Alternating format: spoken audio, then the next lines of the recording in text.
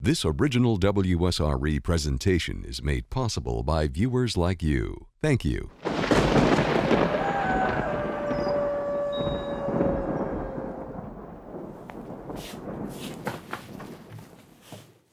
Man, I know today is something special, some important day. I gotta check my calendar.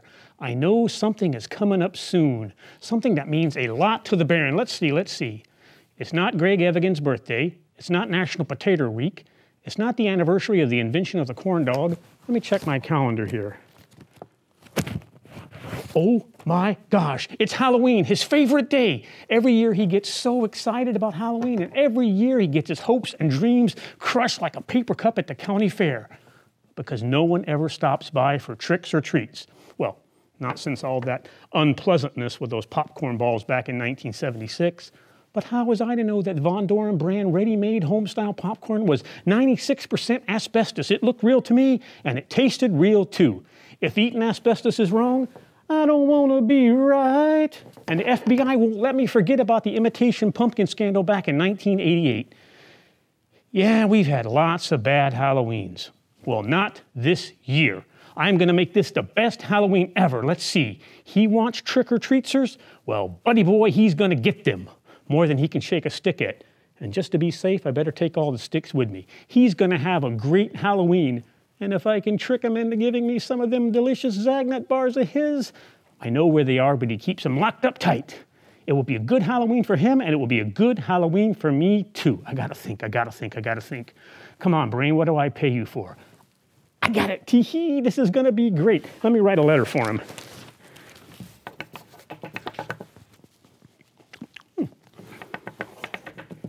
I'm also going to leave some stuff that I found down in the bristle room down at the recycled toothbrush factory. He can show the movie tonight without me. This is going to be the Baron's best Halloween, and I can taste them Zagnut bars now. Hee hee, I am the smartest man alive.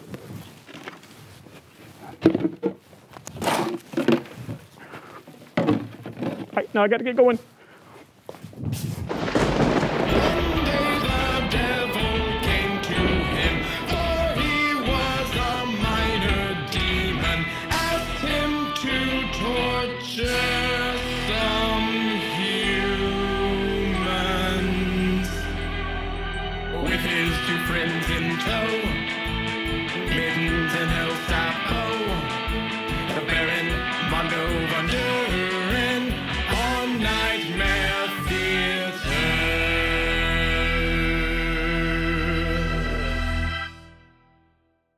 No, listen to me, Mittens. You've got it all wrong.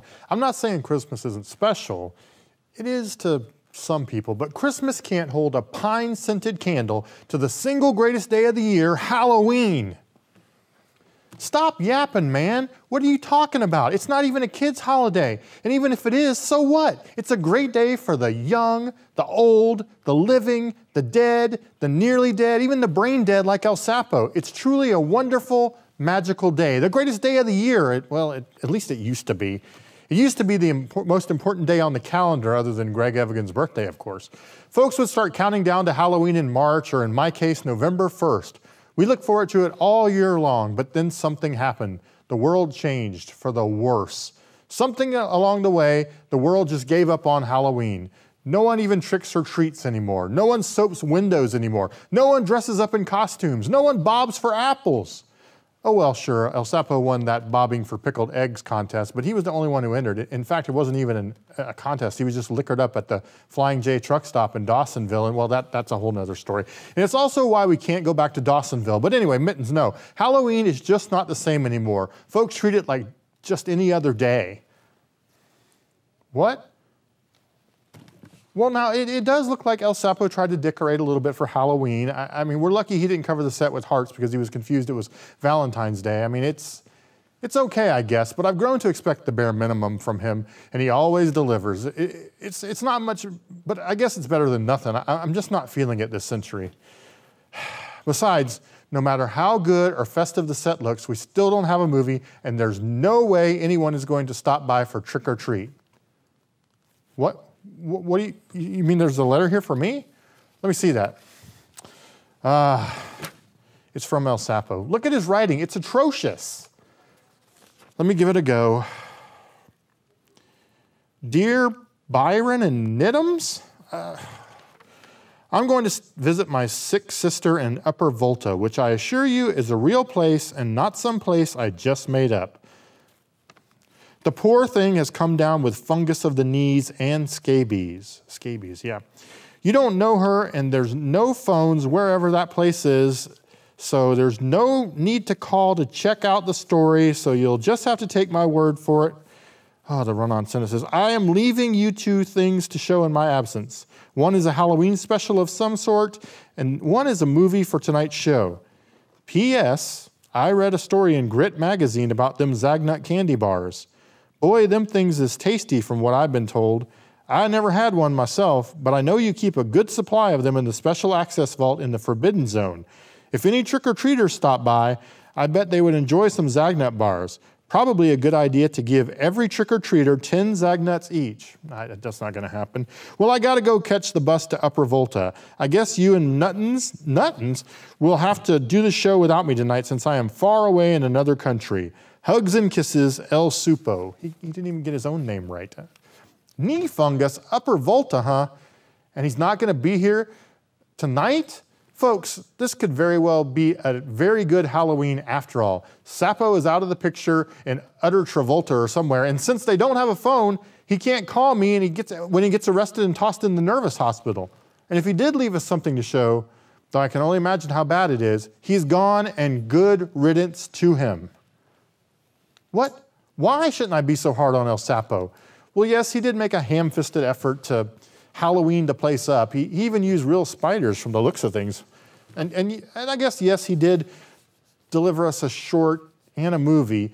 You say the Halloween special might be fun to watch? Let me see it. Now this does have potential. It appears to be a Halloween safety film from the 1980s. Yeah, I mean, I guess that is nice of him. Probably an accident, though. I bet he thought he was leaving us the Hello Larry Halloween special from 1983, but this might work. Let's run it. Maybe we can salvage something out of Halloween after all.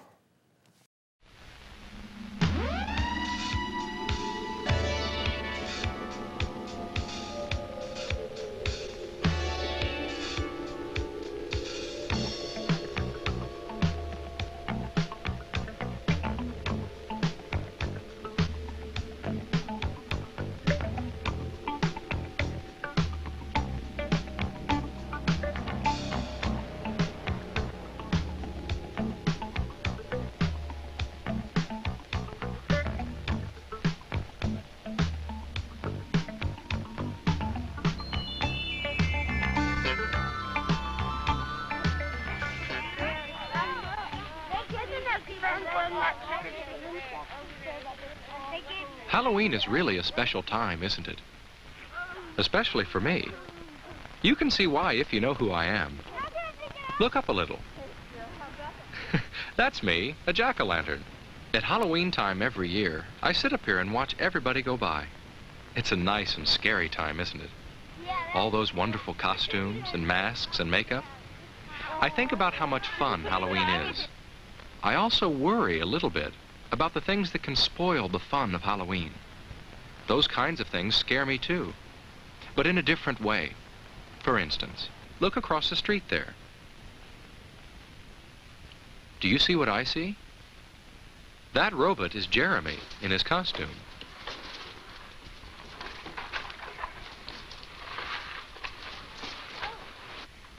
Oh, Jessica, it's you. How do you like my costume? You look great. Well, it may look great from the outside, but from the inside, things don't look very good at all. Jeremy can't see very well with his robot head on, and I don't think the rest of his costume lets him walk very well. He can't bend his knees. How are you going to walk in that? I don't know. It's hard for Jeremy to keep his balance. If Jeremy went out like that, he might keep losing his balance all the time. He might fall down just anywhere, and probably everywhere. Sidewalks hurt you when you fall on them, and so do streets. And streets are especially dangerous to fall down on. Jeremy has to be able to walk better if he doesn't want to spoil his Halloween fun. There, that's better. A costume shouldn't make you trip or fall. That's not safe. It should be easy for you to move in your costume. And you have to be able to see where you're going. Look, Jessica. A mask that makes it hard to see could get you into all kinds of trouble. There, that's much better. Jeremy can see well now and move safely in his costume too. Now I'm going to try my... Oh, but look at Jessica. She can't see much with her mask on. It's too big for me. A monster needs an ugly face. But does it have to be a mask?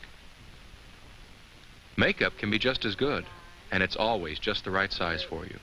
Just don't get it in your eyes. Okay. Get another one. If you're not too good at putting on makeup, get an adult to help you.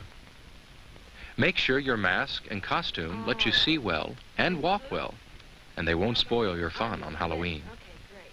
Of course, the reason you get all dressed up at Halloween is so you can have fun going trick-or-treating. Grrr. And I like to see all the children out in their costumes. But when I see them, I always hope they don't forget all they know about crossing streets safely. And I hope you don't either. That's especially important when drivers can't see you well. And for you to see the cars well, it's a good idea to take off your mask when you cross. Even though it may not be night yet, it's dark enough to make things outdoors hard to see, you and the cars. It makes me so happy when I see children look to their left for cars, then right for cars, then left again before they cross. You mustn't forget all the safety rules you know on Halloween, and especially because it's dark. It's safest not to cross between parked cars. That can be very dangerous. And don't cut across yards or empty lots. When it's dark, you can't see what's there. Remembering safety rules is very important on Halloween. There's something else that can help keep you safe outside when it's dark. You'll see right away. Yes, just as I thought. They're coming up my walk now. The people who live in my house like to take pictures of the children who come by. Okay, we're going to take a picture for a treat, too. Everybody smile. Now you'll see what there is about their costumes that makes it easier for drivers to see them when it's dark. Do you see how easy it is to see the bright colors in the costumes? Bright colors are easier to see at night than dark colors are. But there's something else. Some parts seem to glow from the camera flash. That's how those parts will look when car headlights shine on them. Those are just pieces of special tape that reflect light very well. You can put tape like that on your costume and on your trick-or-treat bag. Some costumes already have reflecting material on them. Making your costume and your bag easy to see makes you easy to see, and that's a good way to help make Halloween safe. The safer Halloween is, the more fun it is, for you and for me. That's what I think. But some people have a strange idea of fun. They think it's fun to mess up other people's things with paint. They don't think about how the people feel whose things are ruined.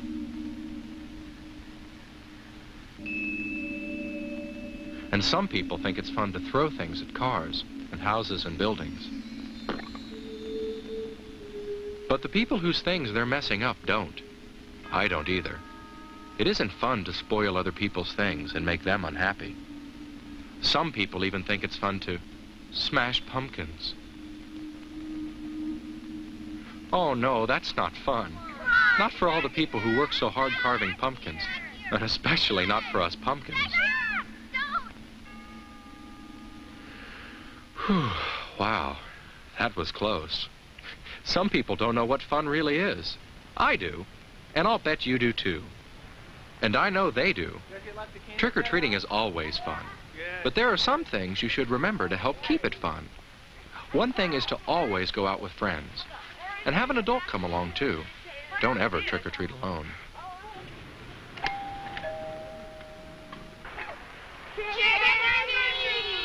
And if someone you don't know very well invites you in. Look, tonight. Would you like to come in? I have more treats inside. No, thank you. No, thank you. That's right. Say, no thanks. And don't eat the treats while you're collecting them. Stay in your own neighborhood. Don't get too far from home. Don't worry, you'll collect enough treats. People are expecting you. And even if you don't stop at houses with no outside lights on, which you shouldn't, you'll have a wonderful time at Halloween. Halloween can be a scary time, not because of witches or ghosts that we know aren't real, but because of real things that can spoil our fun. Just remember these few important things I've told you about. Make sure that you can see, and make sure people can see you. Remember all your safety rules, and take off your mask when you cross a street. Trick or treat! Trick or treat in your own neighborhood, and don't keep any treats that don't look right. If you can do all that, then you won't have to worry about scary, real things happening on Halloween, right? Right.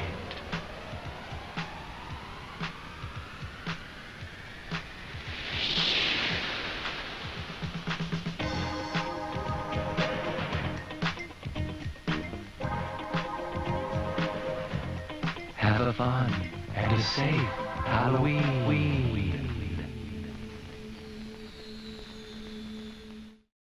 Hello and welcome back. Boy, that was a great short, wasn't it? I have to admit, it did take me back to a simpler time, a time when kids would put on flammable plastic suits while covering their faces with masks that left them blindly wandering the streets unable to breathe, like candy-begging hobos.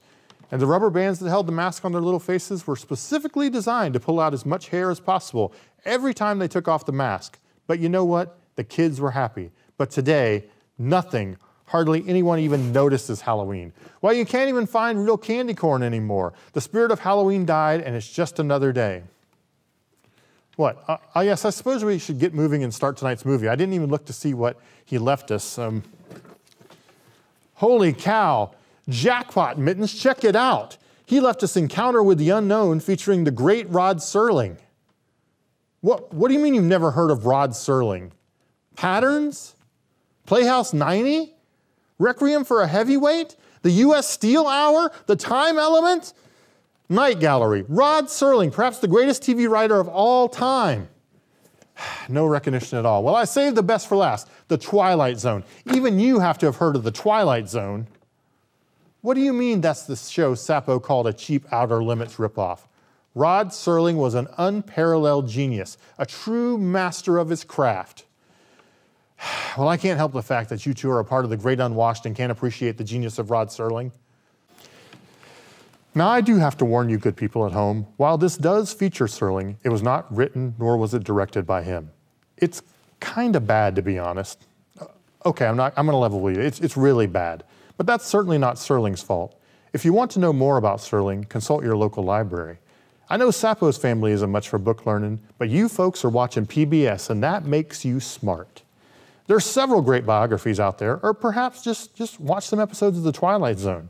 Anyway, sit back, relax, and try to have a happy Halloween as we present Encounter with the Unknown here on Nightmare Theater.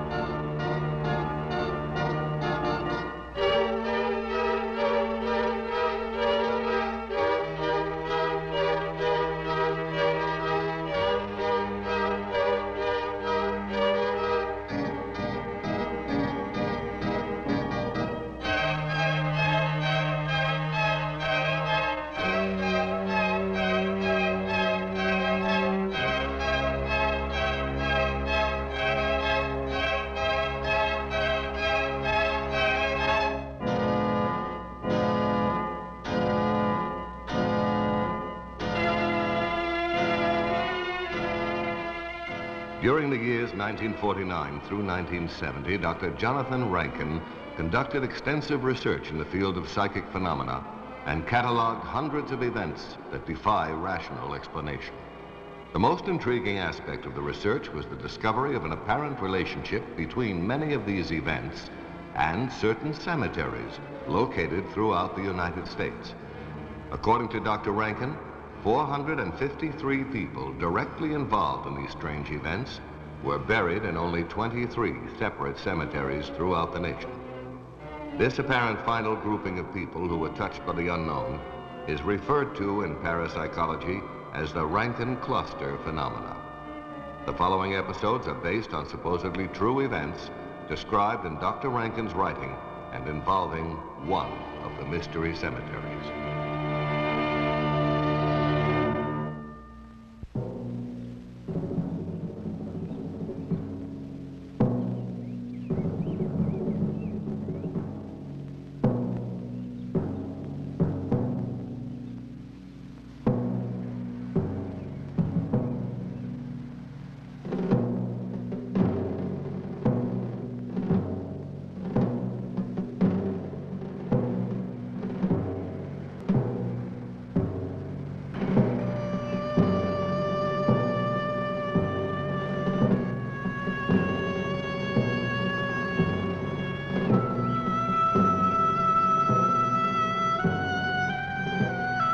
There are few things as strange as reality, for reality comes to us wearing many faces, disguised as all manner of things.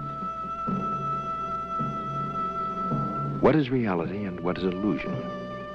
Some things we think are real may be merely wisps of smoke from our minds, and some things we think illusion are merely cloaked in that guise, so they may play their parts without knowing what they really are.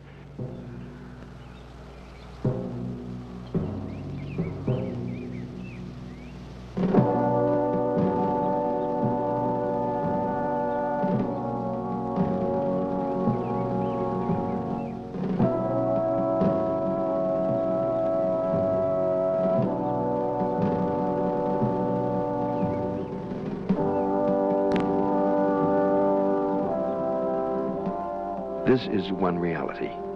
At least, we can think it is. And this perhaps reality starts off a chain of events so strange, we can only guess whether it was real or whether, after all, it was only an illusion. Did these events happen by coincidence or by an unknown and unknowable calculation? Let's start by populating this day's stage with some of the characters. I know that my Redeemer liveth, and that he shall stand at the latter day upon the earth. Dave Terrell, Body be destroyed, yet shall Frank I Cameron, see God, whom I shall see for myself. Randy and I Powell. shall behold. Three young men, college students, all the boy next door, all people we've known before. Brother Taylor, a well-meaning and God-fearing man. Blessed be the name of the Lord. And so, Lord, we commend to thee the earthly remains of John Davis. Johnny Davis, the one who holds the rather dubious place of honor at this gathering. And this is Camille Davis, Johnny's mother, the seventh daughter of a seventh son. Does she have anything to do with our story? Perhaps. Let's unfold it. He was cut down untimely, but you in your infinite wisdom know best. Take the soul of this young man, Lord, and may he dwell in your hallways forever. The Lord giveth, and the Lord taketh away. Blessed be the name of the Lord. Amen.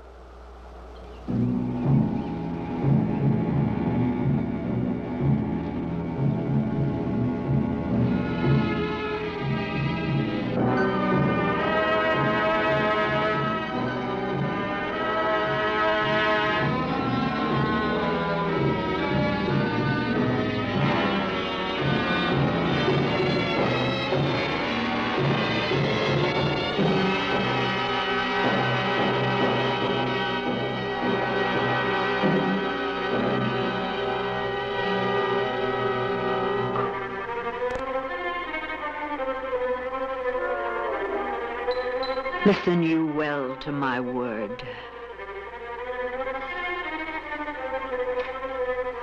One by land, two by sky. Look to the heptagon, for it is there. 7 times around go the 3 of you. And may your reward be just and true.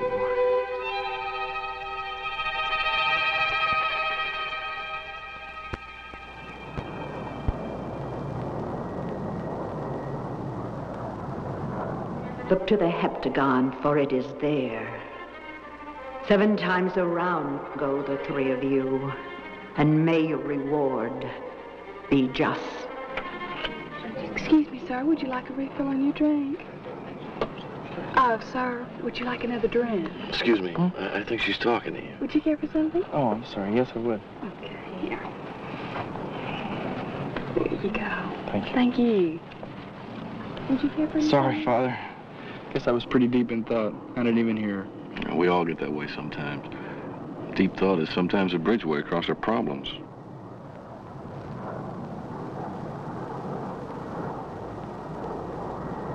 Father, do you believe in the supernatural? I'm sorry?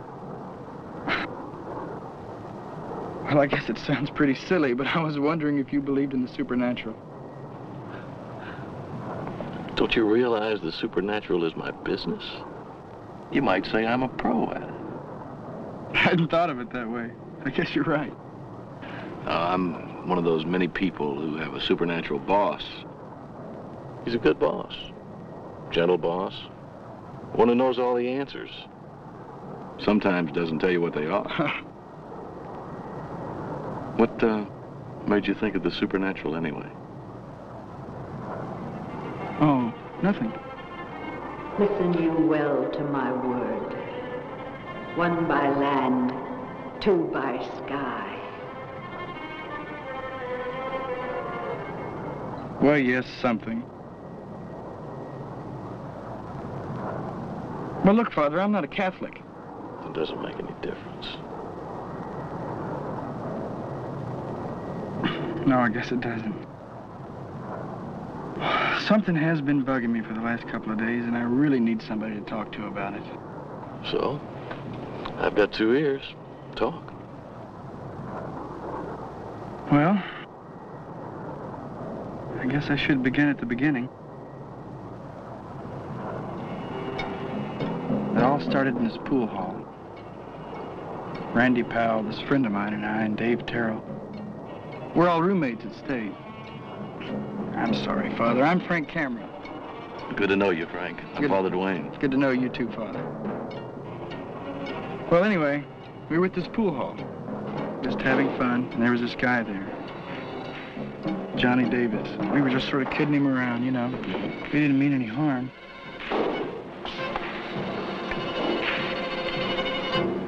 Sure, she's ready. Don't you think so, Dave? Sure she is, man. She was ready last night. You know what? What? I'll bet we could fix old Johnny up with her. Oh, I don't know, man. She might be a little tough for him. What do you think, Johnny? Who is she? I don't know many girls. She's a new kid that just moved in down the block. She's about 17 and, well, you know. Hey, Randy, why don't you give her a call? We can send old Johnny over from right here. All right. I'll just do that.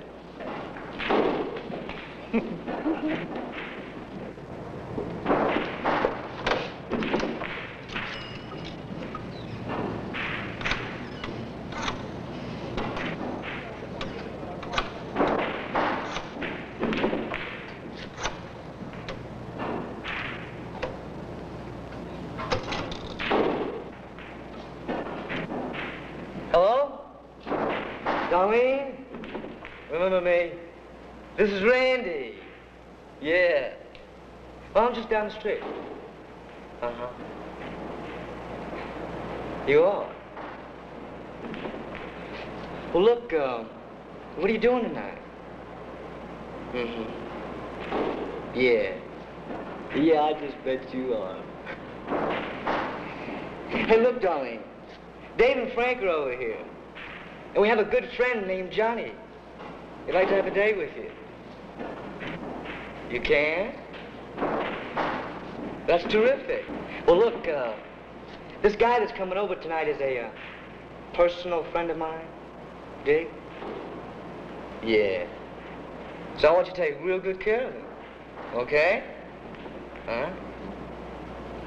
Yeah, he'll be over in about 10 minutes. Okay. Yeah. Hey, Darlene. Have fun.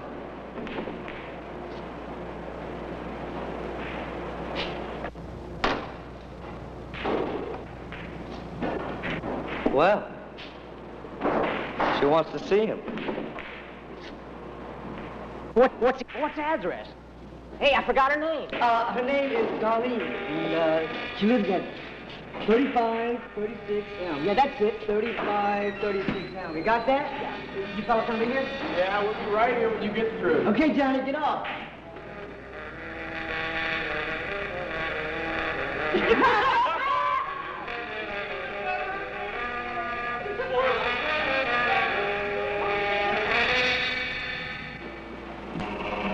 Hey, man, where was that address you sent him to?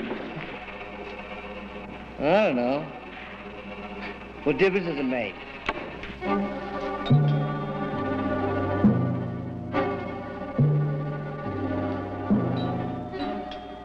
Who's there? It's me, Darlene. Johnny. You know, Randy called.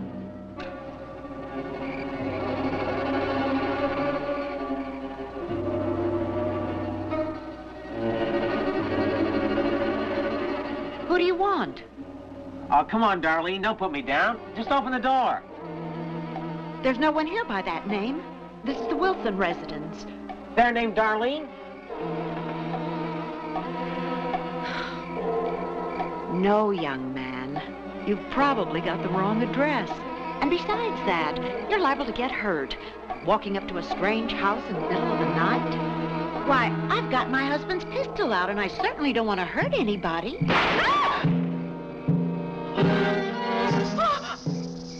Oh, dear God!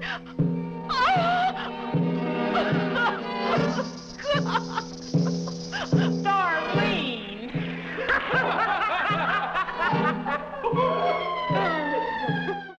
Hello and welcome back. We hope you're enjoying tonight's film. I know the action is slow and the acting is awful, but at least some of the narration is provided by Rod Serling. Did you know that his voice and speaking style have become virtually synonymous with stories about the unexplained? He was almost the host for TV's In Search Of. From the early Alan Landsberg programs like In Search of Ancient Astronauts and In Search of Ancient Mysteries to Night Gallery, his unique speaking style is the stuff of legend. What the heck was that? Did you hear that? It sounded like a timer went off. Are you cooking a frozen pizza or something? The perimeter alarm? That's highly dubious. No one stops by this den of misery. Well, pull up the two-way security monitor and let's see who it is.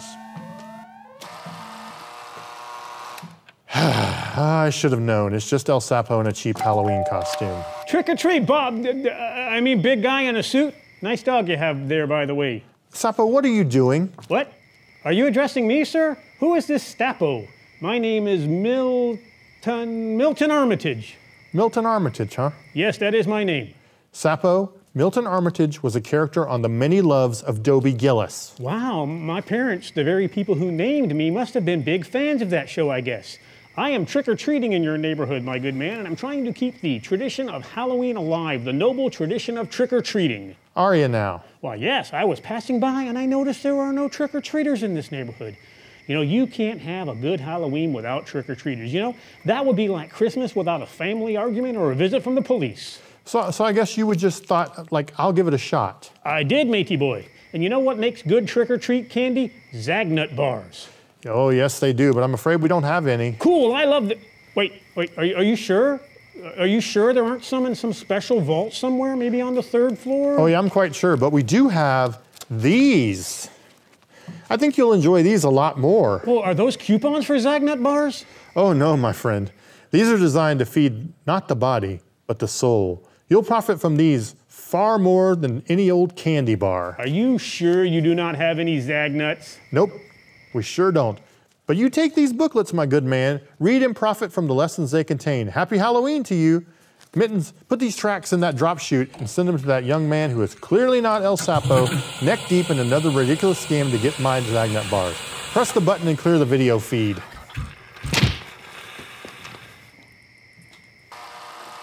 Folks, I'm sorry El Sapo interrupted just as we were discussing the film. We don't have much time now, so we better get back to it. So please enjoy our Halloween presentation, Encounters with the Unknown, here on Nightmare Theater. What do you mean it was nice to get a trick-or-treater? Let's just get back to the movie. He was just a child.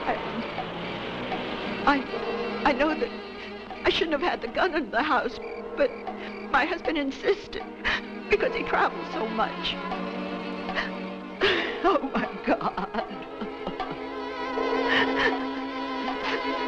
He was just a child. Who was the boy? John Davis. Lived about 6 blocks from here. Is there any reason why he might have come here? No. All I know is he asked for a girl named... So that's how it happened, Father.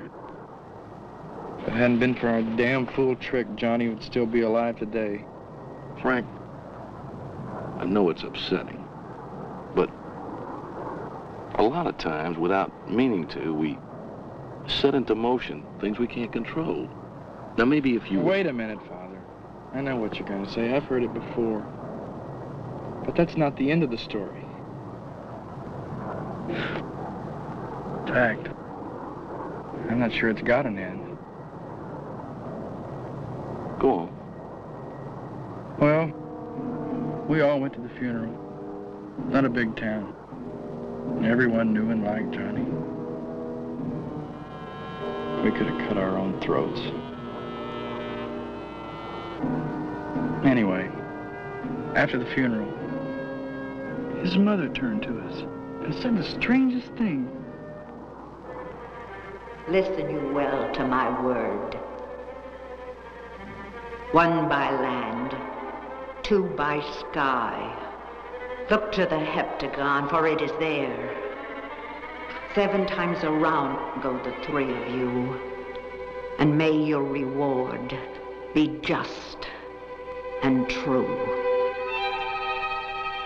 And that's what she said, Father. If I could only tell you about the tone of her voice. Look in her eye. All right. She had just lost her only child. You can't be too angry with her anger. I know. But it's what she said. Now, I looked up heptagon. That means a 7-sided figure. And she said 7 times around go the 3 of us. What? Well, Father, 7 days after the funeral, Dave and I were going to chemistry lab. We were in kind of a hurry.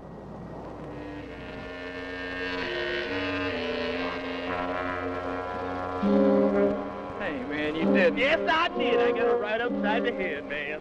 Really hit her? Yep. She just pushed it too far, and I just hauled off and let her have it. I don't think I could hit a girl. Hey, listen, man, I gotta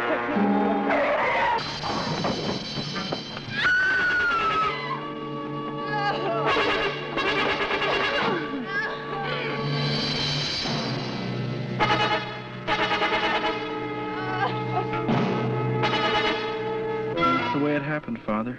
Exactly 7 days. Look, Frank. Strange things happen to all of us. You're upset because of a distraught remark at a graveside made by a woman who had lost her only child. Now, you're looking for reasons that don't exist. The only reason is sheer coincidence. Besides, time will take it away. I assume it was some time ago. No, it wasn't. It was just last Thursday. Today's Thursday. I know. It was 1 week ago today. That makes this the 14th day. And 14 is 2 times 7. Oh, stop it, Frank. You're letting a simple coincidence jar your entire life. Now, God works in strange ways, but he doesn't deal in hexes or witchcraft. Forget it. Look, you've got a life to lead. My advice is just to go back to school and lead it. Sure, Father. Sure. Thanks for letting me bend your ear. What else do you think we're here for?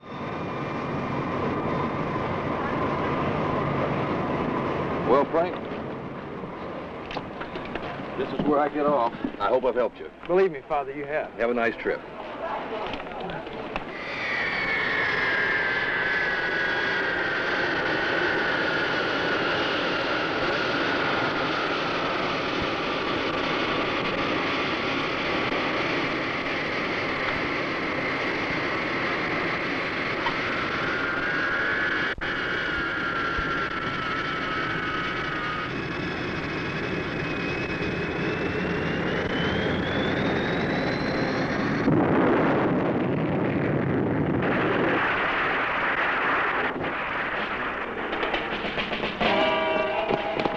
Flight 180 crash. Oh, my God, where are they taking? Hangar B.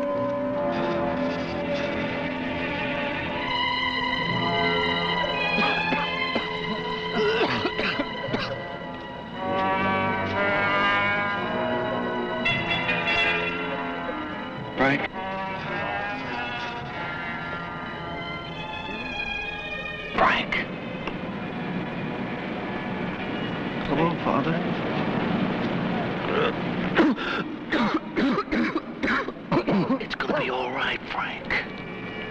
No, it's not, Father. It's the 14th day, remember?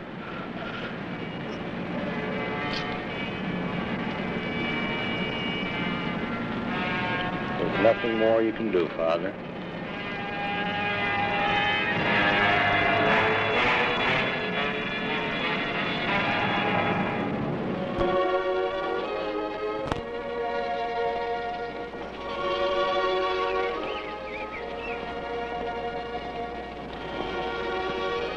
Father, could I talk to you a minute? Something's bothering me. Well, certainly, Father Duane. Shall we go inside? No, that's not necessary. What I have to ask is so strange and unreasonable that not only do I want God and you to hear it, I want the outdoors to hear it, too. Couldn't be as bad as that. Well, probably not, Father, but if you remember, I had just gotten off of Flight 180 before that crash. You recall 7 people were killed. It was last Thursday, wasn't it? Yes, 7 days ago. Let me tell you the story that one of the more unfortunate people on that plane told me.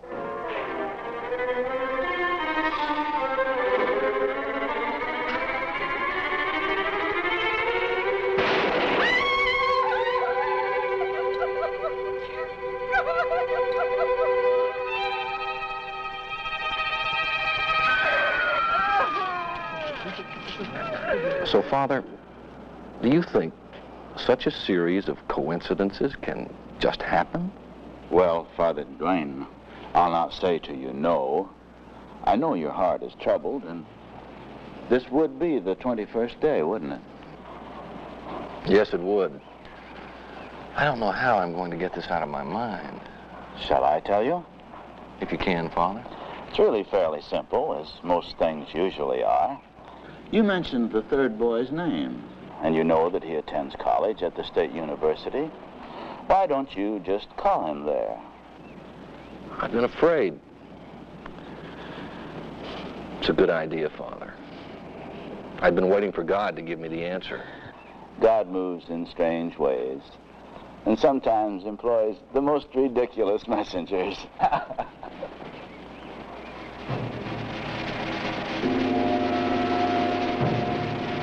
Thank you, operator.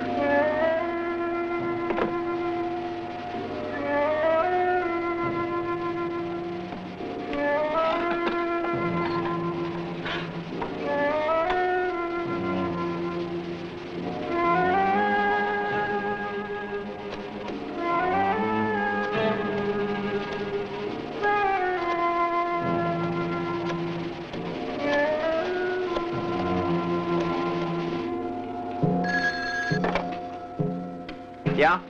Randy? Randy Powell? No, this is Joe's pool hall. He ain't here. It's sort of important. I'd like to talk to him. Oh, I'm sorry, sir. I was just kidding. Randy's gone for the day. But I can have him call you when he gets in this evening. No, sir. He's gone skydiving.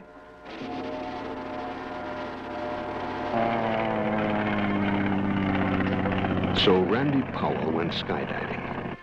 What was it that woman named Camille said? 1 by land and 2 by air. Didn't Frank say that he found a heptagon to be a 7-sided figure? And didn't Dave die 7 days after Johnny's funeral?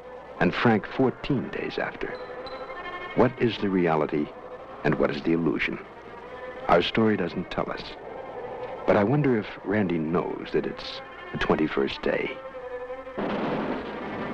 Listen, you. 1 by land, 2 by sky. Look for the hectagon, for it is there. 7 times around go the 3 of you, and may your reward be just and true.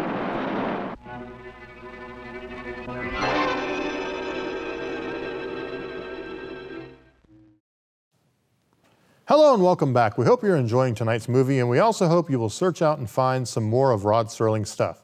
Please, whatever you do, do not judge the man just by this. Why, if we had time, I could, off the top of my head, list 20 episodes of The Twilight Zone that will literally change your life. The monsters are due on Maple. What? Again? Let's pull up the monitor. May I help you? Trick or treat! Sapo, hasn't this gone on long enough? Pardon me. I am not this Slappo fellow, but I am sure he is an intelligent and dynamic young man. No, he's not. My name is Steve Douglas. Yes, Steve Douglas, that is my name.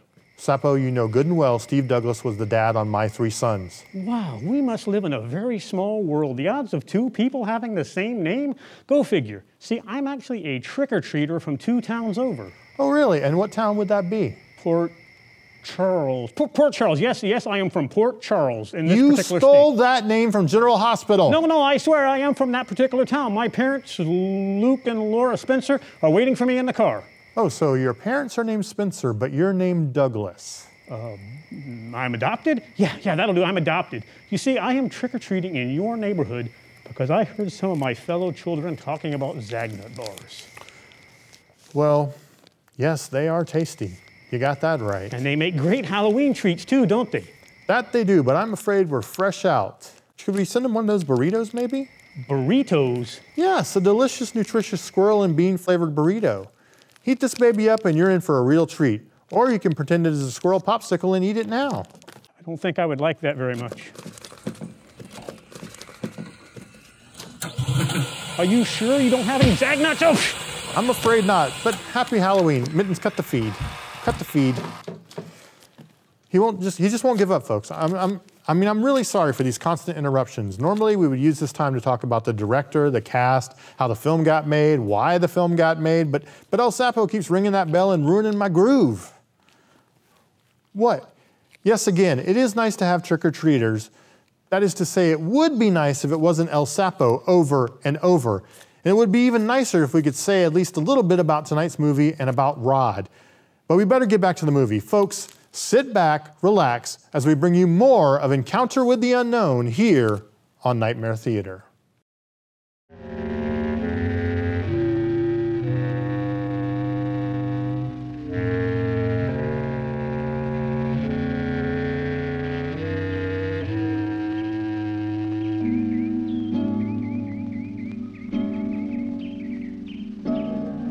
It is tradition that ghosts and ghouls and various other citizens of the grotesque wrap themselves in malevolent mists and deep darkness. Horror is a condition existing most often when morning seems farthest away.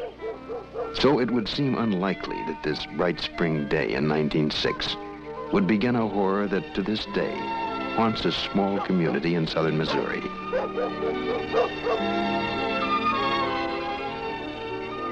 A boy and his dog chased dreams and butterflies back and forth across Saturday.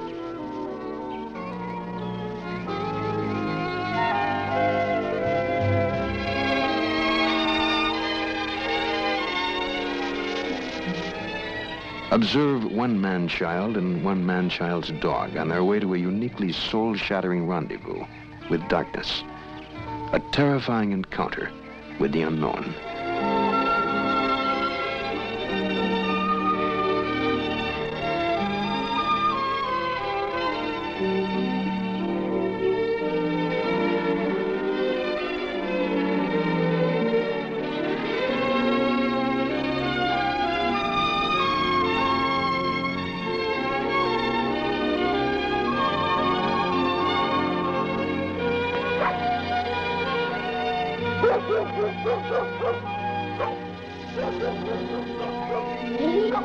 Hey, lady.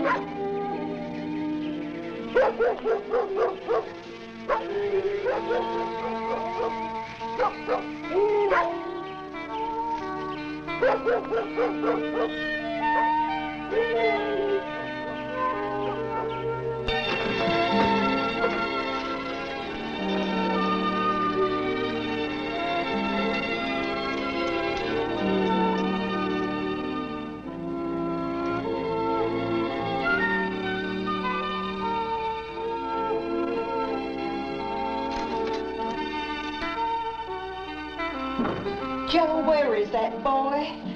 He goes fishing and plumb forgets about the time. He's got that dog with him, so I guess he's all right. Oh, I do wish he'd hurry, though. I'm worried the pot liquor in this stew's gonna be thick as molasses. Gonna get colder tonight. Funny weather for this time of year. Fog will be thick and feasted. Or maybe that pot liquor. You better water it down again, Ma. Sometimes that boy's a caution.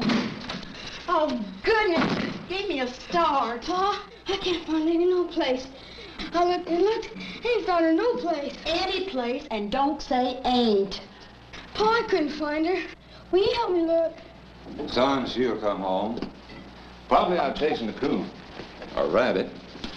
Ma, maybe the old gal's found herself a new lover. Get your hands washed, son.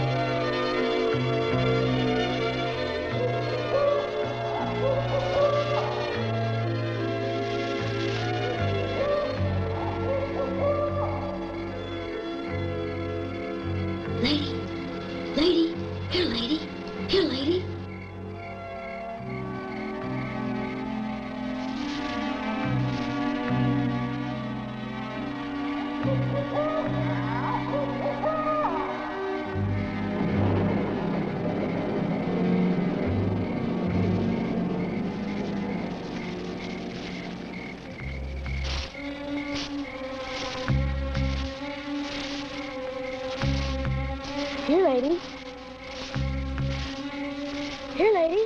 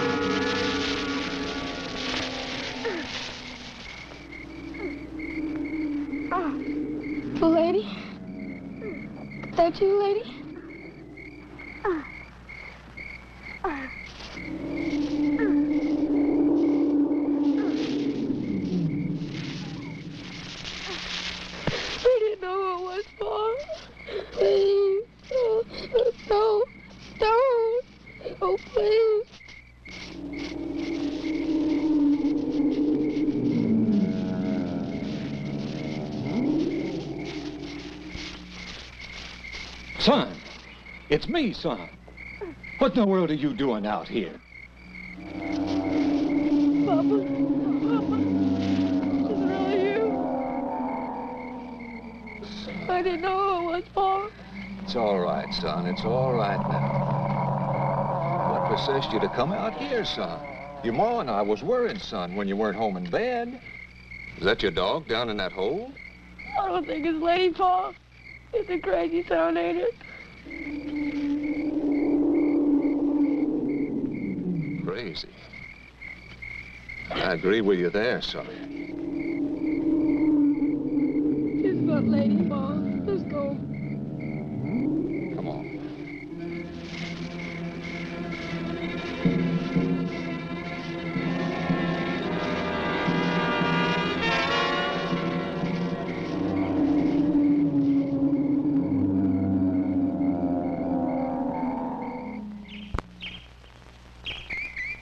Anyway, that ain't the whole story. Come on, Doc. Joe went out looking for his son, found him near out of his mind at the edge of a big hole in the ground. What hole in the ground? Oh, I don't know, just some big hole somewhere near Joe's place. I'd imagine with all these heavy rains we've been having, it washed an opening into a cave. You know this county's full of them. Yeah, that's true. Underground rivers and places, if you fell into them, man, you'd never get out. Yeah, the craziest thing was the sounds coming out of that hole in the ground. Joe and the boy both heard them. Crazy sounds, weird. Like someone was in trouble in there at first. Maybe an animal down in there. Probably the dog. I said it was probably the dog. Nah, they don't think so. Anyways, Joe's gone up to the constable's to try to get him to go out there and check up on it. He thinks. Any of you boys want to go with us out to Joe's place? Seems like there's a new cave opening. Maybe, anyway. Joe seems to think there's something down in it. Moaning and groaning. That's right. Yeah, we heard. I'll go. You know, we haven't had as much excitement around here since Willie Jones got in trouble with that book sale. All right, let's go. Me too. Wouldn't want to miss it. Back later. Doc, I don't want him to leave me.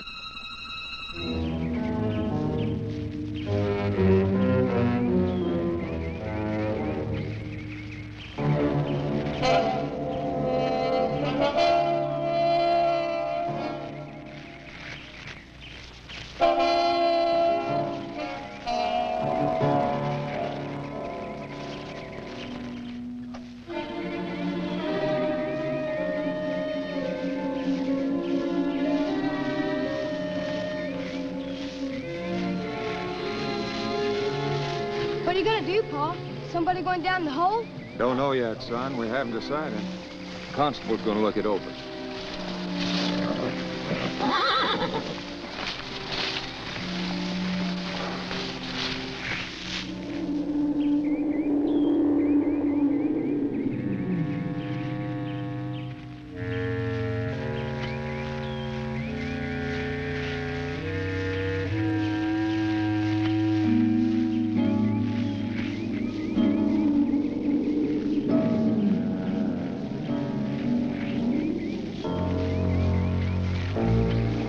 Come on, boys, take a look at this.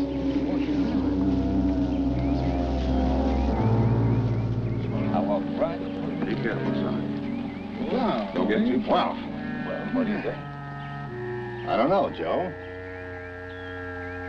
I'll take an awful lot to fill that hole. Here, let's try this.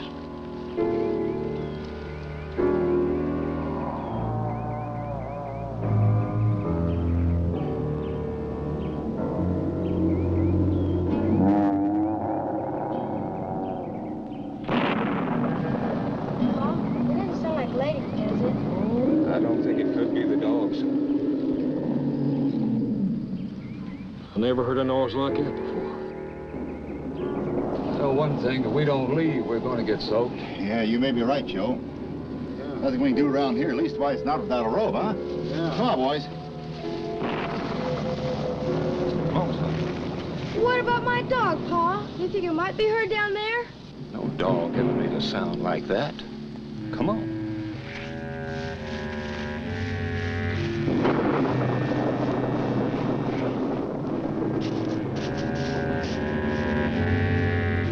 I don't know. I think we should have stayed out there. It stopped raining in a few minutes. Besides, there might be somebody down there. Old Joe Richardson there about to pull. Could be she's slipped in the hole. Well, I think we ought to go back out there tomorrow.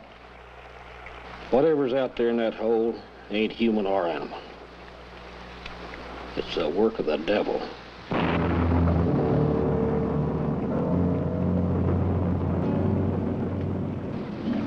Maybe it's a warning.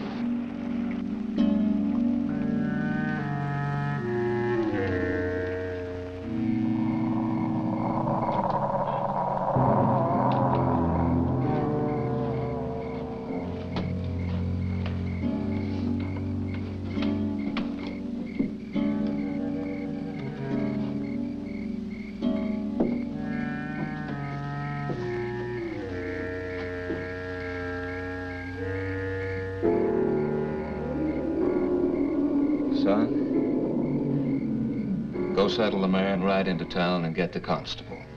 Ask him to get Hank and Ned and anybody else he can find. And meet me at the hole.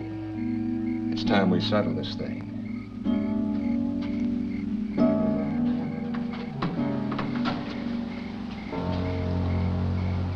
Joe, I wish you wouldn't go. Not tonight, anyways. Why don't you wait till tomorrow when you have more light? What difference does it make? Have a worry about it, Joe. Now look here, woman. You and your forewarnings and premonitions nonsense. Why, the boy still thinks it has something to do with his dog. Now, I really don't think the dog is down there, but we owe it to Jess to at least try. Don't you agree? And that wailing noise is getting serious. It could be dangerous. Please, Ma. We'll be home for long. You'll see. Oh, you two. There's no stopping you. You be careful now, you hear? We will, Ma. We will.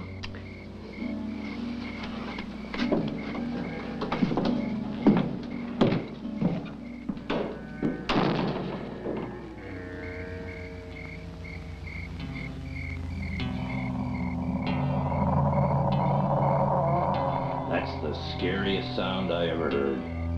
Makes your skin so crawl. Yeah, I remember reading about a cave like that once, these big rooms. Went back for miles. I mean miles. All underground, mind you. Like a city almost. Room after room of these crazy pillows of rocks, a million different colors. Some different, some crazy. Some of the pillows even upside down, hanging from the ceiling. Somebody ought to go down there. Not me. Hell no, you bust the rope. What do you think we ought to do, Joe? I'll do it, Pa. It just might be Lady. I don't want to get her back, Pa. She might be hurt, too. And how'd you ever get out? It's not likely to have anything to do with the dogs. Yes, but it might be, Pa. And if it is, I'd never forgive myself. Well, if it means so much to you, I'll go down there. Leastways to take a look. I'm sure not going to let you do it.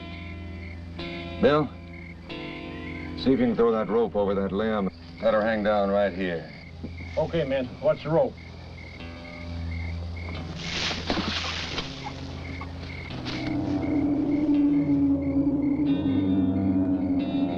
Man, I wouldn't go down there for $1 million.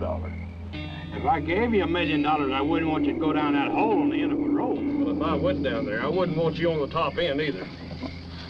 All right, you men, hold on tight to the end of that rope. It's plenty deep.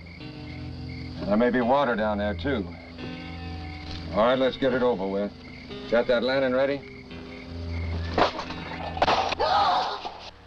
Oh, my God.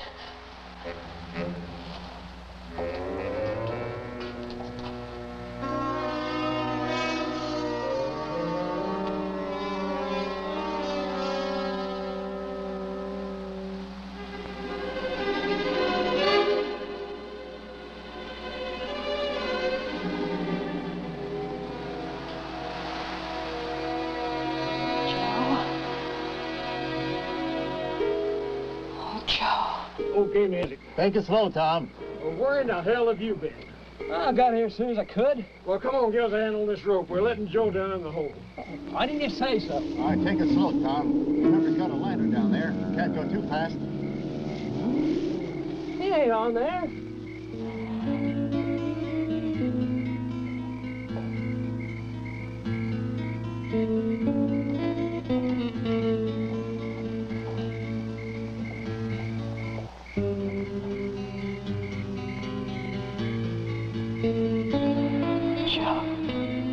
He ain't something. Heavy as you are, you ought to be on the end of this rope when we're ready to pull Joe up. Is that rope still slack?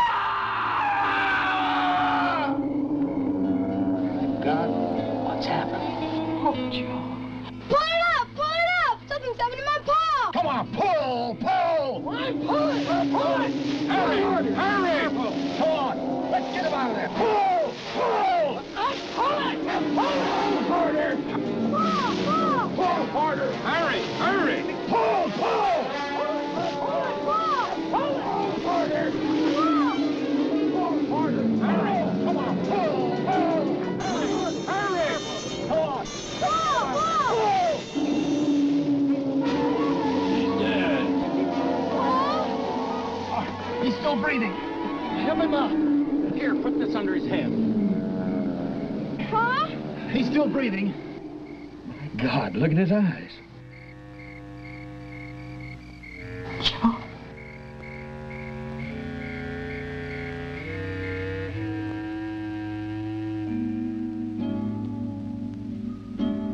Funny weather for this time of year. Pa, I can't find Letty anyplace. Go saddle the mare and ride into town and get the constable. It's time we settle this thing. What do you think we ought to do, Joe? I'll do it, Pa. It just might be Lady, and I want to get her back. This means so much to you. I'll go down there.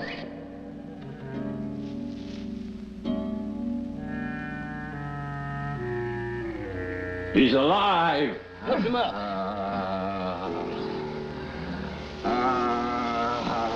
Easy now, easy.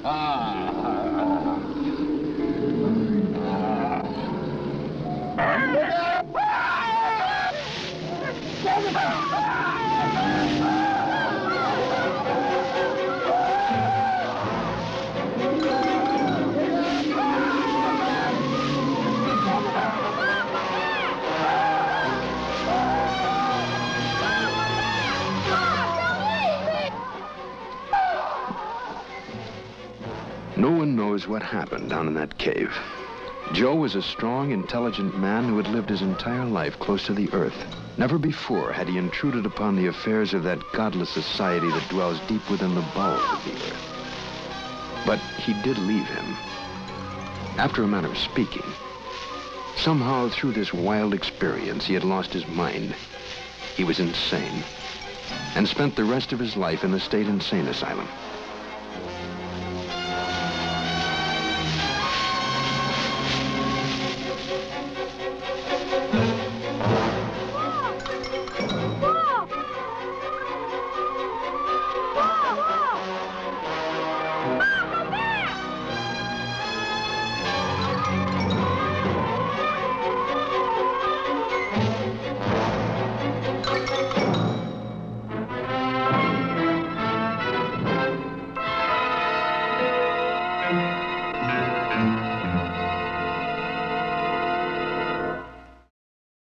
Hello and welcome back. You know, Mittens, many people believe that Rod Serling's experiences in World War II deeply affected him and shaped his writing for the rest of his life. Several Twilight Zone episodes deal with the utter insanity of war, in fact, and what?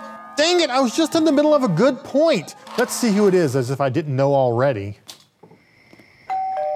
Hello? The door's locked. I can't get down to my level. Sapo, I have to tell you, that is an amazing Mysterious Curator costume. How did you pull off that haircut? You look just like him. What are you talking about? What? Oh my gosh, it's actually the Mysterious Curator from the Merrill Movie Museum. I'm sorry, man. El Sapo has been up to his usual hijinks. It really is you, right? Yes, and I'm locked out. Sorry about that. We locked the door because El Sapo is gone for the night and well, we locked him out. Good. I can't say as I like that guy. Few people do. Say, what do you have there? Well, what we have here, it looks like just an average Halloween piece of decor, a great skull lamp, but this goes way beyond that. It is actually autographed by a Halloween icon, Bobby Boris Pickett, best known for his big hit in 1962, The Monster Mash. Mittens, see if you can zoom in on that. I want to get a better look at that signature. Yeah, and the Monster Mash is one of those songs that's become timeless. It came, back on the charts. It made 1970, 1972. It just keeps, every year now you hear it over and over and over. Yeah, it actually hit #1 when it was originally released, and then when it was re-released in 1972, actually charted all the way back up in the top 10 again. And he did make a follow-up song, or actually several, but I think the only one that ever charted again was Monsters Holiday, which was at number 30. Yeah, just a few months after Monster Mash, he decided to capitalize and do a Monster Christmas song. And that was his second top 40 hit, so he is not a one-hit wonder. Yeah, and then the guy also wrote musicals. I mean, he's kind of he's out there doing stuff, even though we didn't see him in the spotlight as much. He made 2 musicals. The first was eventually made into Monster Mash the musical that starred Bobby Boris Pickett, and luckily as it may seem, Candace Cameron and Jimmy Walker. He also appeared in a lot of films. It's a Bikini World, I know that's one of Mitten's favorites, Chrome and Hot Leather, Deathmaster, which we could probably show on this show, and Lobstermen from Mars. Yes, he was quite the Renaissance man, and unfortunately he passed away in 2007, but we can still remember him with Monster Mash Forever. That we hear beautiful lamp. Every year at this time of year, we hear about that Monster Mash. Every year, every radio station plays it. Every kid knows that song. It's an amazing, and that's an amazing prop and a great piece of history. But before we buzz you in, can I interest you in a Zagnut bar? I mean, we have a ton of them. No, thank you. Can you just let me in before that creepy little guy in the mask comes back? Buzz them in, Mittens. Why don't you folks get back to Encounters with the Unknown here on Nightmare Theater?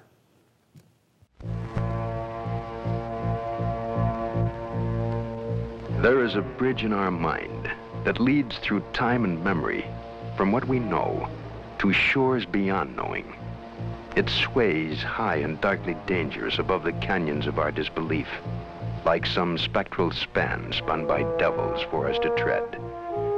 To walk this bridge is to accept all kinds of possibilities, especially the most exciting possibility of all, the possibility of impossibility.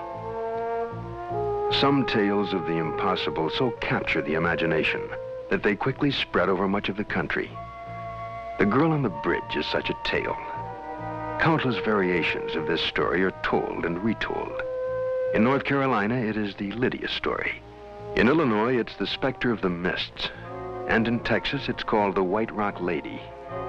Dozens of interviews and hours of newspaper research trace the story's origin and consequent spread across the country, from central Arkansas, beginning in 1929. Come now and explore the possibility of the impossible. Come stand beside the Girl on the Bridge.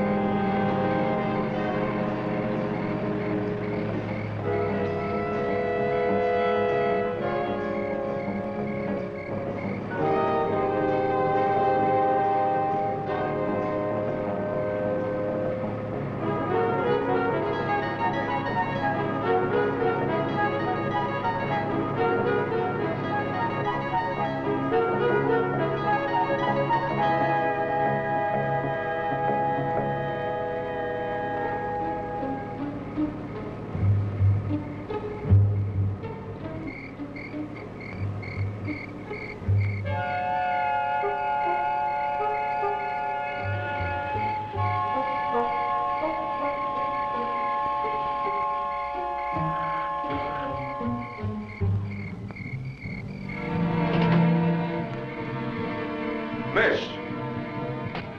Miss, are you all right? Are you hurt?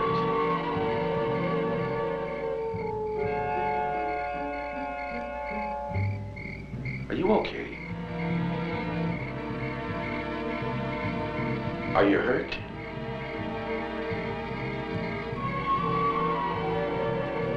No. I'm not hurt. Would you take me home? Of course I'll take you home. But what happened to you? Are you here all alone?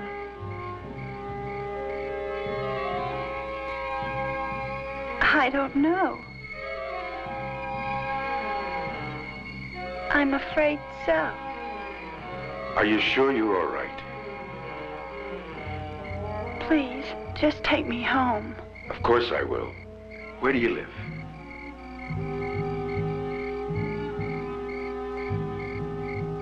"3802 Kavanaugh. Near the park." Now come along. Let me help you into the car. I'll see that you get home.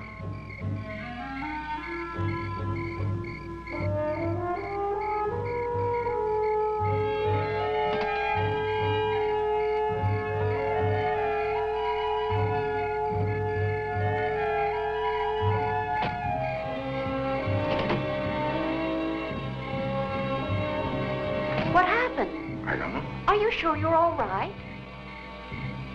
I have to go home.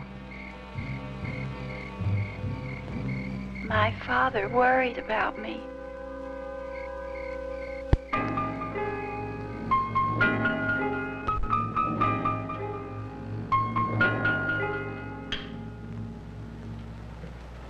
Susan?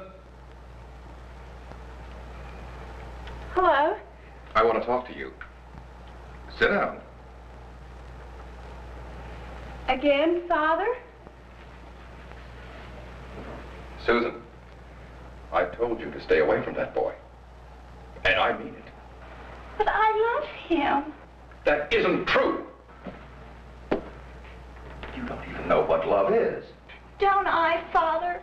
No, you don't. And I want you to get rid of that boy. Or I will. I love Paul, and I want to marry him. Don't talk like a fool, Susan. I never want to see that boy around here again.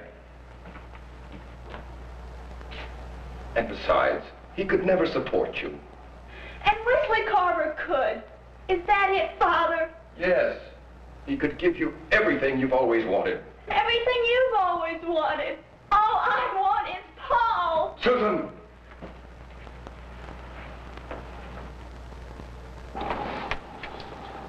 I'd rather see you dead than married to that boy.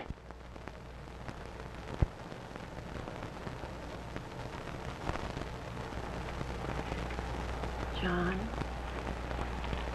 John? John? Yes, what is it? Why do you have to talk to Susan like that? Because she's my daughter and I love her. Because I don't want to see her ruin her life. And you think that loving and marrying Paul will ruin her life? Emma, you know what that boy's family's like. He'll always be poor. But you know that boy works very hard at making something of himself. He reminds me of someone I used to know. I don't think I know you now, John. I mean it. When did money start to mean more than your family? It doesn't. Really? You're willing to sacrifice your daughter's happiness for it. You're breaking her heart. And I am ashamed for you. She'll get over it. In time. I think I know what's best for her. She's not to see Paul again. I don't understand why she doesn't like that Carver boy. She doesn't like him, John. She does like him. She just happens to believe you should love somebody in order to marry them.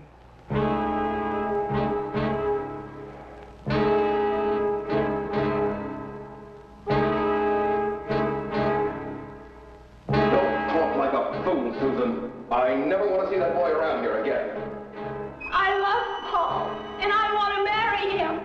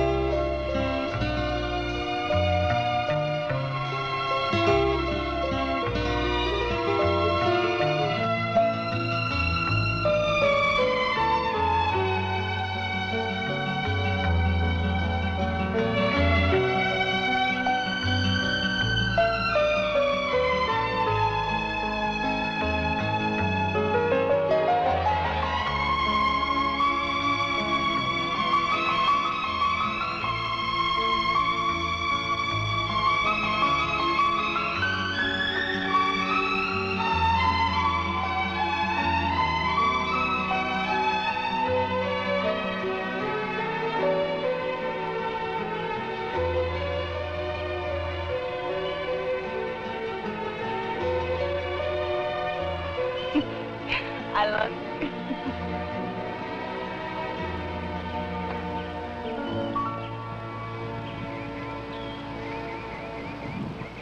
Honey,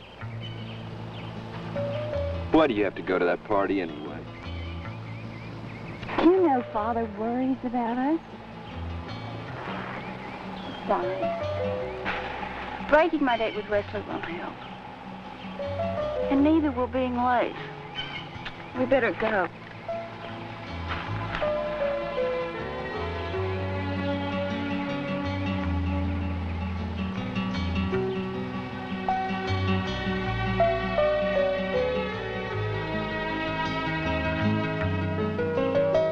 You shouldn't have said you'd go with him anyway. Paul, you know I had nothing to say about that. Besides, I told you I'd meet you in the gazebo. So cheer up.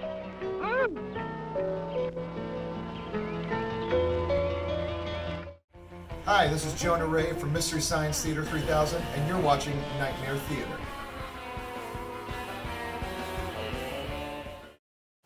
Hello and welcome back. Folks, I'll be straight with you. I understand this might not be the best thing we've ever shown, and I realize some of you might use this to develop a slightly negative opinion about Rod Serling. But please, check out more of his work. The time element alone should secure his place in the Television Hall of Fame. See, in that one, a guy goes back in time and wakes up in Pearl Harbor just before the attack which would start World War II. And I think you'll find... There goes another train of thought. Mittens pressed the button again. Let's see who it is again. Hello, may I help you? Trick or treat! My, that's another fine costume, Sappo. Snappo? Why, sir, I am not Snappo. My name is Kincaid. Kincaid. Reuben Kincaid. Yes, that is my name, Reuben Kincaid. Really, Reuben Kincaid? Yes, that is my name, sir. Sappo, Reuben Kincaid was the manager on the Partridge Family. Maybe I'm related to that guy or something. Maybe you're wasting my time. Sir, I am but a lonely 10-year-old child trying to bring back the ancient and noble art of trick-or-treating in order to help restore Halloween to its former grandeur and glory. 10 years old. Yeah, that is right. I'm just a kid trying to trick-or-treat, and I don't know if you know this, but I heard some other kids saying that Zagnut bars are greater than great. They are tasty and An adult told me that they have been clinically shown to reduce juvenile delinquency by up to 45%. Yes, I have read those studies. Zagnut bars are truly modern miracles. They are amazing. So, trick or treat, make with these Zagnuts, old man. See, I'm on the verge of a life of sass-mouthery. Only a Zagnut can put me on the straight and narrow. Oh, I'm fresh out, but if candy is what you're looking for, today might be your lucky day. Mittens found a handful of candy under the couch, and well, what do you know? We have some, Necco wafers and Werther's Originals, and of course, I mean, some of them may be unwrapped and covered in lint from Mittens' pockets. Are you sure you don't have any Zagnuts? Nope. Let me drop these in the chute. Mittens, why don't you toss that, push that button for me, and we'll get these out to the young trick-or-treater.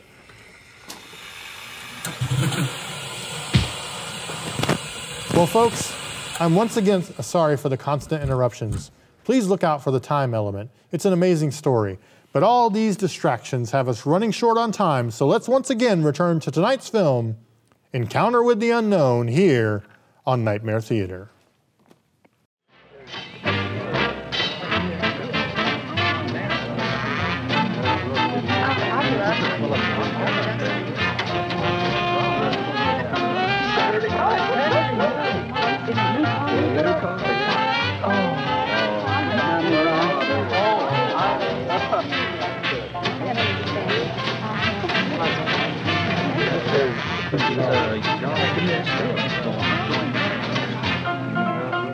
Oh, look. Here comes Susan with Wesley Carver. But I thought she was in love with Paul. She is, but her father's in love with the Carver money. She's not going to date Wesley, is she? Her father's trying to keep her from dating Paul, but guess who's in the gazebo? Paul?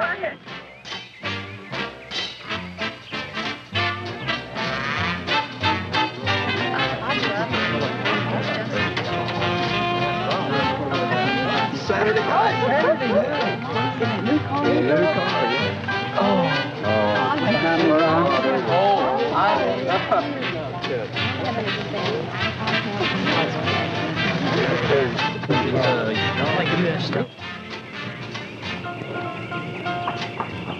Hi. Hi, how'd you get away so soon? Oh, it was easy. I sent Wesley out for some punch. He's probably looking everywhere for me right now.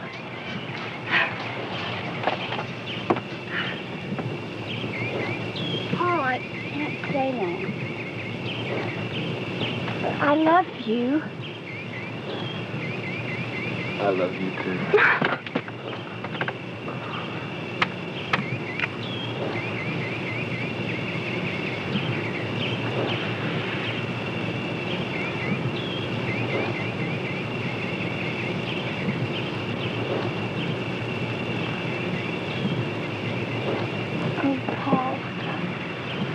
What are we going to do? I know what we could do. We could run away. I've told you to stay away from that boy. I'm all mixed up. You don't even know what love is. Don't worry, Susan. I'll take care of you. He could never support you. Maybe we could talk to Father again, and he could give you some ideas. We tried that, you know it. Our only chance is to go away. Together. Yes, but maybe... Susan, do you love me? Yes, I love you. Do you really, really love me? Of course I do. Then we'll work it out. We might not have much, but we will have each other. We would be happy, wouldn't we? You know we would.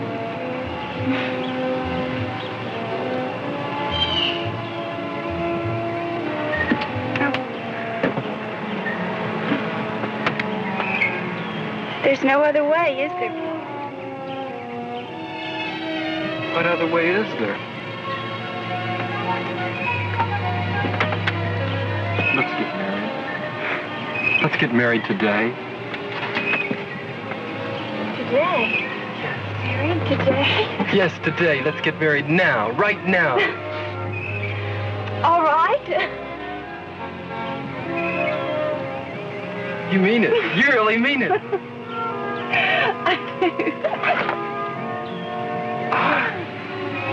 Let's go.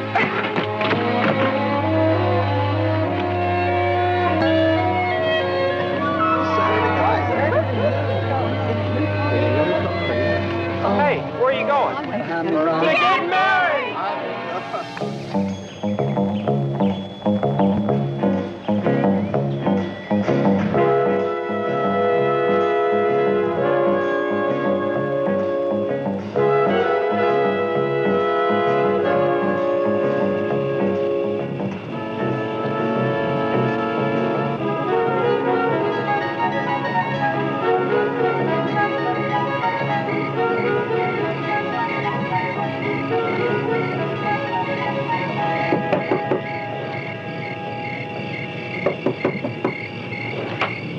Good evening, sir. Yes? I hate to bother you like this, sir, but my name is Senator Brooksmeyer. I have a young lady in the car who says she lives at this address. Now, she's quite upset and seems to have been in an accident of some sort. You've made a mistake. I'm sorry.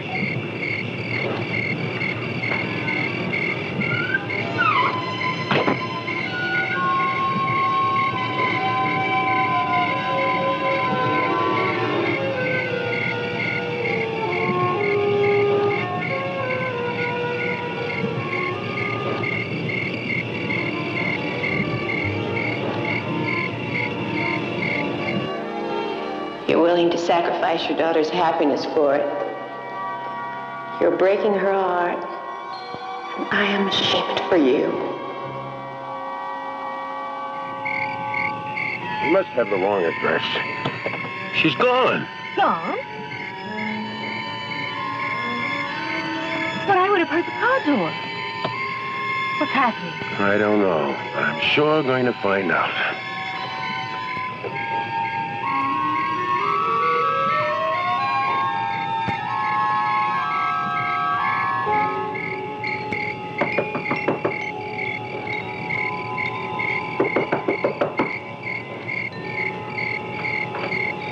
Sir, if you just explain this to me. Let me step outside. Close the door. I don't want my wife upset again. I don't understand any of this, sir.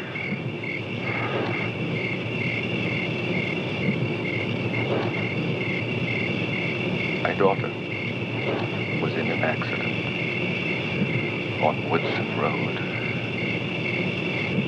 by the old bridge. That's right. That's where we found her. But how did you know? Let me try to explain. She was standing there. You stopped to help. And she asked you to bring her to this address. Well, that's right. Yes. There's only one thing wrong, Senator. That accident happened many years ago. And my daughter was killed. Time again, she tries to come back, but she never makes it.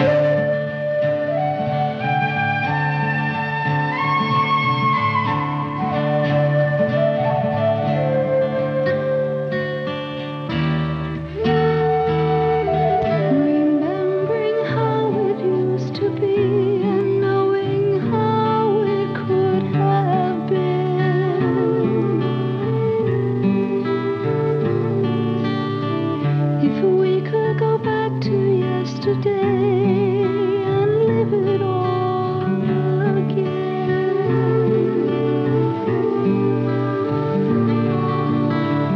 I know that if we'd had the time, things would have changed. I think that our life would be better than the same.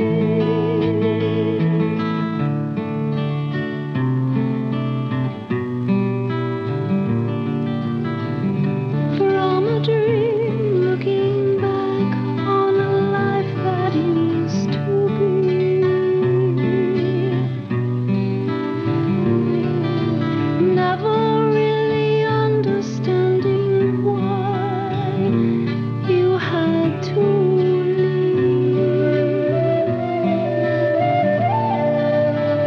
If we could go back and change all that's been done, then perhaps this lonely time never would have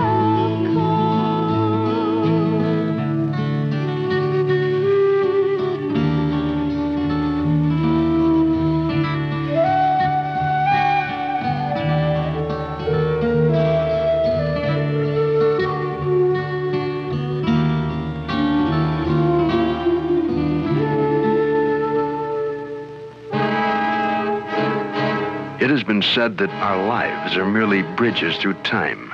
But what of death? We know where death begins. But across what does it span?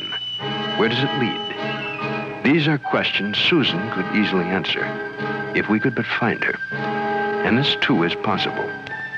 For dozens of people, including the senator, say she still stands upon the bridge waiting, perhaps for you, to pass her way once more.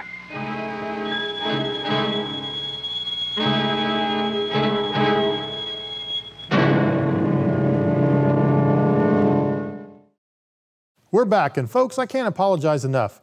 Each time I've tried to talk about tonight's movie or about the cast, or more importantly about Rod Serling, I've been interrupted by Sappo's Zagnut chicanery. As usual, the guy ruins everything. What? Okay, I'll grant those points. He decorated the set. He delivered for once on the films. Big deal. He did the bare minimum when it comes to doing his job. Okay, and yes, sure, you're right. He dressed up in costumes. He tried to trick or treat.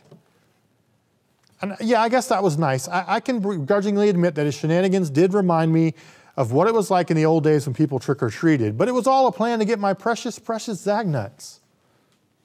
Well, I mean, that's a fair point too. Giving out treats kids actually want, like Zagnuts, because they are delicious, is just as much a part of Halloween as anything else. It really is a two-way street. People dress up and people give out treats. You can't have one without the other. The spirit of Halloween is in all of us. We just have to let it out. A bag of candy, a few paper cutouts of bats or ghosts. It doesn't cost all that much.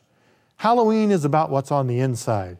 It's about making an effort, any effort, no matter how shabby or ill-conceived. We can all do something to make Halloween better for someone. What? Why would I want to have a word with Sappo now? I have nothing to say to him. Nope, sorry. I can't think of a thing I'd like to say to the guy who lied about his poor sister being sick, left us alone to suffer through this movie without him, and spent the whole night trick-or-treating just because he knows I miss having them. Can't think of anything that I want to say to that guy. Nope, not a word, not a word. What? I should thank El Sappo? I got no idea what you're talking about, pal. It's our job to show this movie, and unlike certain people I could name, El Sappo, I intend to do my job. Folks, we've gone this far. Let's get to the conclusion of Encounter with the Unknown, featuring Rod Serling, sort of, here on Nightmare Theater. Do we make these memorials to the dead to help us remember? Surely we would never forget those we once loved. Then is there some other reason, some obscure force buried deep in the racial memory of man that makes us create a ceremony whenever one of us crosses over to the next portion of eternity? Can we measure that force, the force released by a death? And do we know what form it may take? We know what energy is released by a birth, by the start of a life in this plane. We celebrate it joyously at every anniversary. But what about its opposite? The energy released in this plane of existence when a life comes to an end. Doesn't some portion of it pass to those who loved him? Haven't you noticed that? The ones left behind seem somehow stronger, even in the midst of their grief.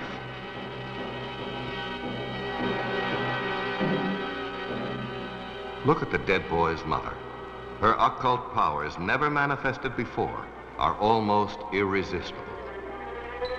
Listen you well to my word. One by land, two by sky. Look to the heptagon, for it is there. 7 times around go the 3 of you. And may your reward be just and true. Now, what about Johnny's death, the accident that set in motion this whole train of events? Was it an accident? Was his death the climax of some unfathomable plan rather than a mindless happening? His mother, remember, was the 7th daughter of a 7th son. Her powers were real, even if unknown to her until Johnny's death. Before you dismiss this as an unfortunate accident, consider for a moment the incredible chain of coincidental conditions that had to be met. An address to send Johnny to, chosen at random. A woman at home alone who opened her door to a stranger at night. A careful husband who left his wife a loaded automatic with the safety off. Who's there? It's me, Darlene. Johnny. You know, Randy called.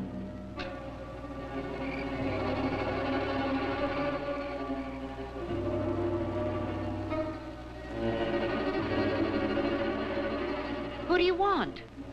Oh, come on, Darlene. Don't put me down. Just open the door. There's no one here by that name. This is the Wilson residence. They're named Darlene? No, young man. You've probably got the wrong address. And besides that, you're liable to get hurt. Walking up to a strange house in the middle of the night. Why, I've got my husband's pistol out, and I certainly don't want to hurt anybody.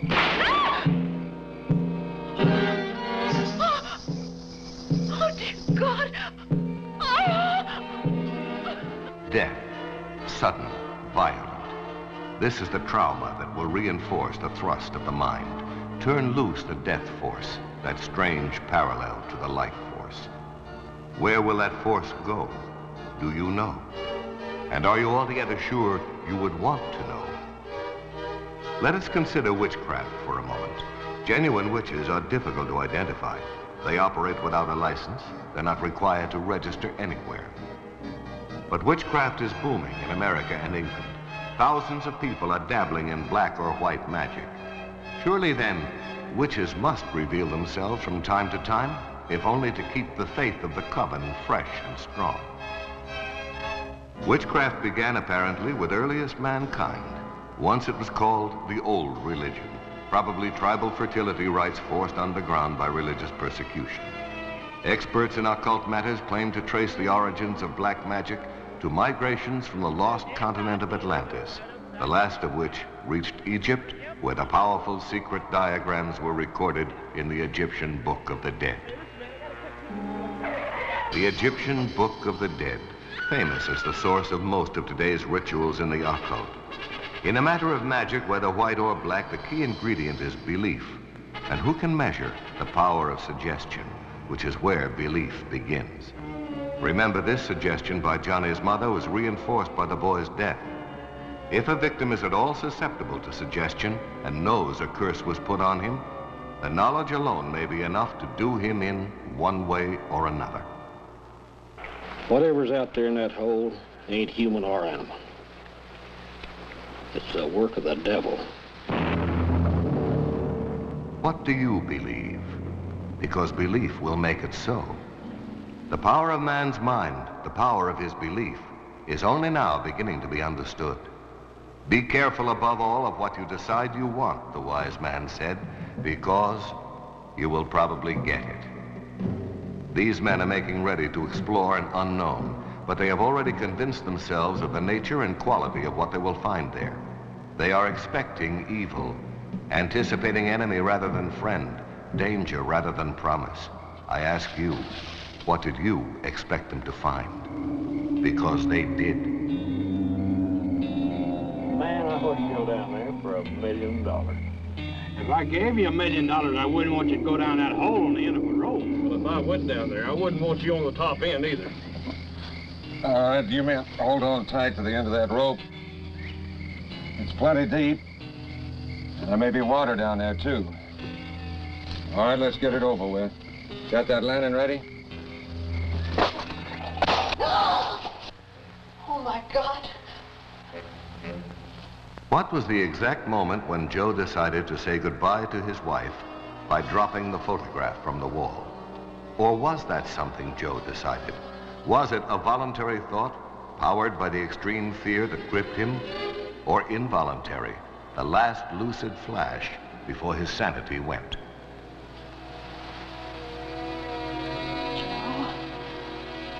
We remain baffled by the power of rational thought, by the hidden sources of creativity, by the marvels the human mind can conceive and achieve. We have attacked the brain with scalpel, drugs, electricity, but the suspicion grows that its secrets are beyond us. Is the mind more than the brain? It is beginning to appear that there is almost nothing the mind cannot do, from controlling the subtle nuances of our own bodies to hurling unlikely technical complexities across the galaxies. May it not then preside over its own death in some peculiar fashion we may never understand? Some fashion we may never want to understand? Would understanding bring greater fear? But we must work our way past fear if mankind is to go on. The next great step in the evolution of man is to learn about his mind, his brain. Not only where it came from, we make educated guesses about that, but more important, where can it possibly go? Given the courage to overcome fear, what can we learn about ourselves? The Girl on the Bridge is a classic ghost story. Classic because it is a keystone of our culture, the dear departed who do not quite depart. Why can't they let go? Is it because we can't let go of them? Is our love the anchor that holds some part of them near?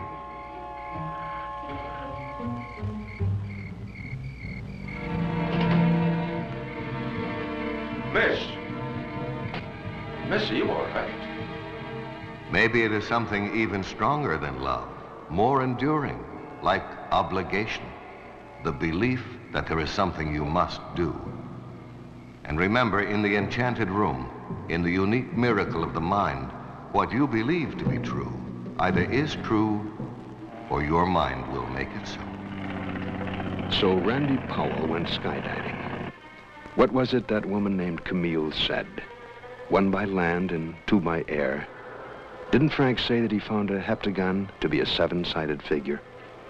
And didn't Dave die 7 days after Johnny's funeral?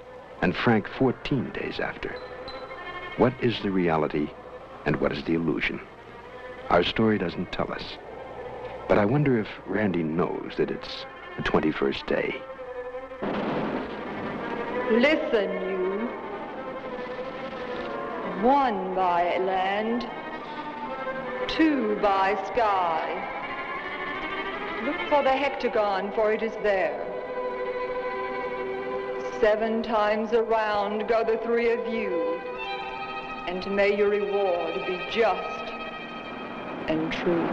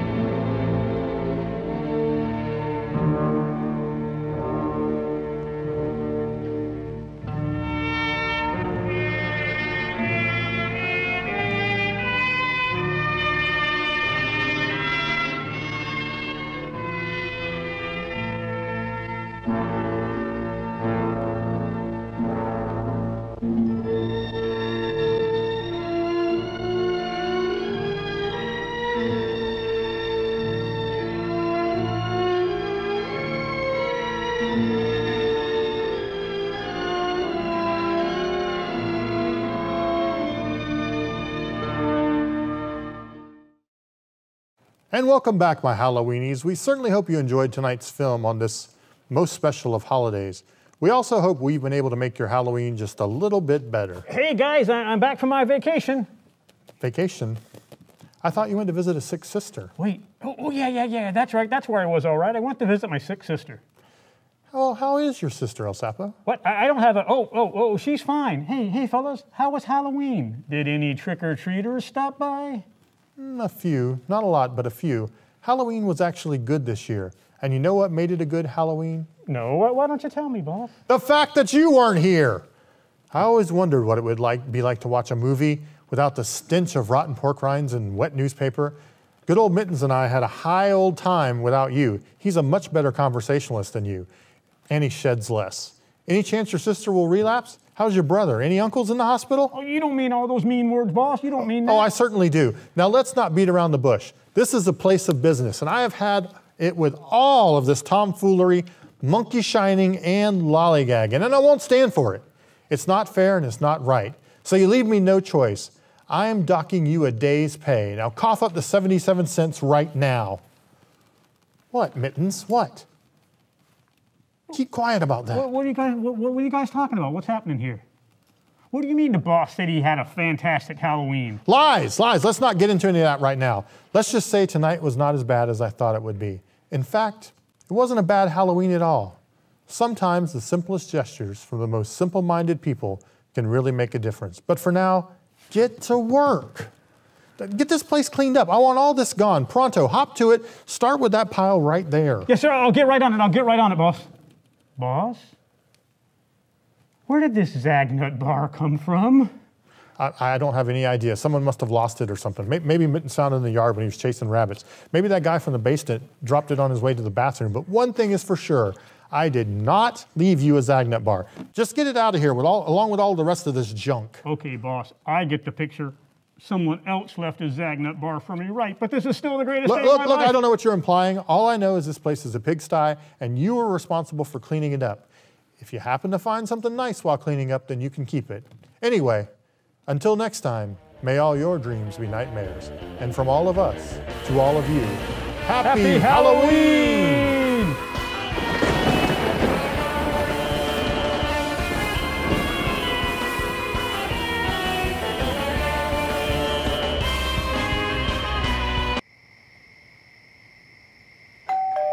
Trick or treat, partner.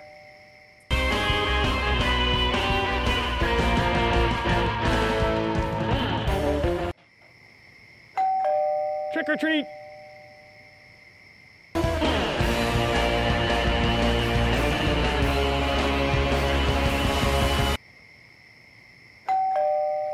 Trick or treat.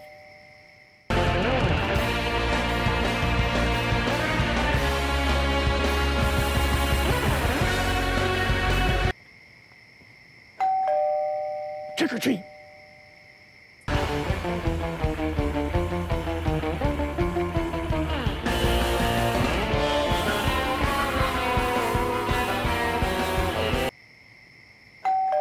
Trick or treat.